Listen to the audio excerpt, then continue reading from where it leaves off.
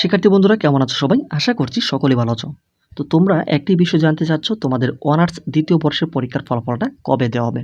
হ্যাঁ, তো আজকের এই ভিডিওতে তোমাদের অনার্স দ্বিতীয় বর্ষের পরীক্ষার রেজাল্ট কত তারিখে দেওয়া হবে, কীভাবে রেজাল্টটা প্রস্তুত করা হচ্ছে এই বিষয়ে কি অনেক গুরুত্বপূর্ণ তথ্য আমরা আজকের এই ভিডিওর মাধ্যমে জানাবো। তো আশা করছি তোমাদের সকলের জন্য আজকের এই ভিডিওতে থাকা সকল ইনফরমেশন অনেকটাই হেল্পফুল হবে।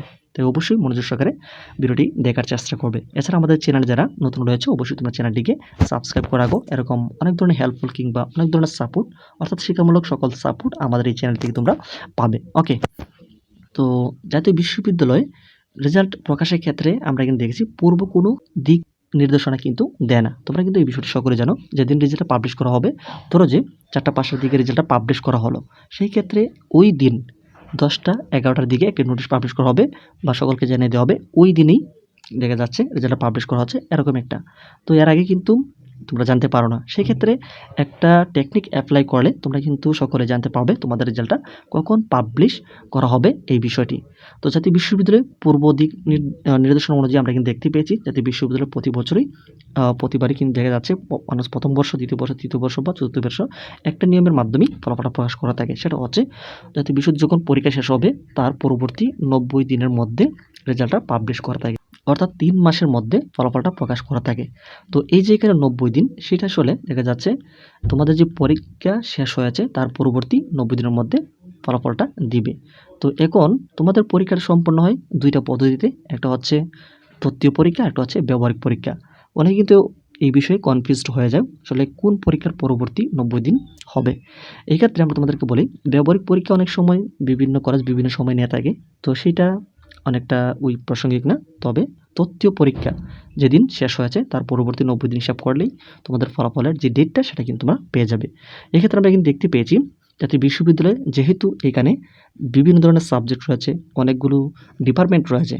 সর্বশেষ যে সাবজেক্টের পরীক্ষা হয়েছে বা যে ডিপার্টমেন্টের যে সাবজেক্টের সর্বশেষ পরীক্ষা হয়েছে ওই দিন, অর্থাৎ সর্বশেষ পরীক্ষার ওই দিন থেকে পরবর্তী 90 দিন বা 3 মাস হিসাব করলে তোমাদের ফলাফল প্রকাশের সেই তারিখটা কিন্তু তোমরা পেয়ে গেলে। তো সেই ক্ষেত্রে আমরা দেখতে পেয়েছি জাতীয় বিশ্ববিদ্যালয়ে এবছরে অনার্সের দ্বিতীয় বর্ষের যে পরীক্ষাগুলো অর্থাৎ সর্বশেষ পরীক্ষাটা এখানে 20 ফেব্রুয়ারির দিকে শেষ হয়েছে। তারপরও এই বিষয়ে একটু কনফার্ম হওয়ার জন্য তোমরা তোমাদের যেই রুটিন রয়েছে সেটা অবশ্যই চেক করে নেবে। ওকে, তো আমরা এখানে ফেব্রুয়ারি মাসের আমরা যদি এখানে দেখি, এখানে হিসাব করলে আমরা এখানে পেয়ে যাই এখানে 20 তারিখে যেহেতু শেষ হচ্ছে তো মাস হতে পূর্ণ হতে এখানে 10 দিন আমরা এখানে পাচ্ছি হাতে। তারপরে মার্চ মাস আছে, তো মার্চ মাসের আমরা এখানে দেখা যাচ্ছে এখানে মার্চ মাস 31 যাবে। তারপর হচ্ছে এপ্রিল। তো এপ্রিল মাস যদি আমরা এখানে দেখি তো আমরা এখানে 30 দিন নিলাম। তো এখানে 90 দিন এখানে পূর্ণ হওয়ার জন্য এখানে মে মাসের আমরা এখানে 20 দিন নিলাম। কারণ হচ্ছে মে মাসের 20 এমনকি এখানে হচ্ছে 10, এই হচ্ছে 30 দিন আমরা এখানে দিলাম। তো এর ক্যালকুলেশনে আসে হচ্ছে এখানে 90 ডেজের মধ্যে হয়ে যায়। তো এই যে এখানে মে মাসের এই যে এখানে 20 তারিখ এর মধ্যে কিন্তু তোমাদের ফলাফলটা তোমরা হাতে পেয়ে যাচ্ছ। এটা হচ্ছে সহজ একটা ক্যালকুলেশন, যেহেতু জাতীয় বিশ্ববিদ্যালয়ে 90 দিনের মধ্যে ফলাফলটা প্রকাশ করে থাকে। এই ক্ষেত্রে এই বিষয়টি তোমরা অনেকেই অবগত রয়েছে।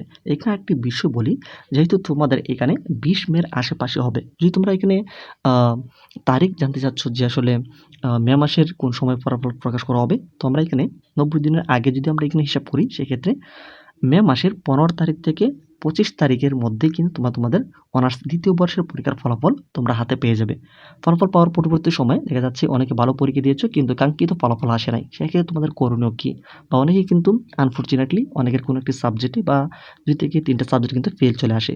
সেক্ষেত্রে এই পুরো বিষয়গুলিকে তোমরা রিকভার কীভাবে করবে এ বিষয়ে কিন্তু অনেকেই জানো না। সেক্ষেত্রে তোমাদের বেশ কিছু পদ্ধতি রয়েছে তোমাদের ফলাফল পরিবর্তনের ক্ষেত্রে। এই বিষয়গুলো তোমরা আগে থেকে জানতে হবে বা এই বিষয়ে তোমরা ইন্টারেস্টেড হয়ে থাকলে এই বিষয়ে কমেন্ট সেকশনে আমাদেরকে জানাতে পারো।